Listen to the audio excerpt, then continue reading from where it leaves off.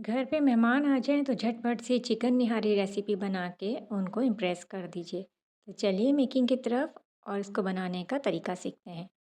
तो सबसे पहले निहारी मसाला रेडी करते हैं, जिसके लिए सौंफ और साबुत धनिया 1 टेबल स्पून, काला ज़ीरा 1 टीस्पून और पीपली 2 अदद लेंगे।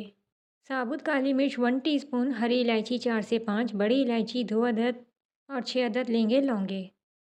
दालचीनी के 2 टुकड़े, बादियान का 1 फूल और जावित्री हम लेंगे 2 डंडियाँ और जायफल का 1 टुकड़ा। तेज़पत्ता 1 अदद, लाल मिर्च powder 1 table spoon, paprika powder 1 teaspoon, हल्दी पाउडर और नमक लेंगे 1 टीस्पून, पिसा धनिया लेंगे 1 टेबल स्पून और सौंठ पाउडर हम लेंगे हाफ़ टी स्पून। तो इन साबुत मसालों को हम पहले ग्राइंड करेंगे, एक प्याले में निकालेंगे और बाकी पीसे मसाले इसमें शामिल करके अच्छे तरीके से हम कर लेंगे मिक्स। तो यहाँ पे हमारा होममेड निहारी मसाला बनके तैयार हो चुका है।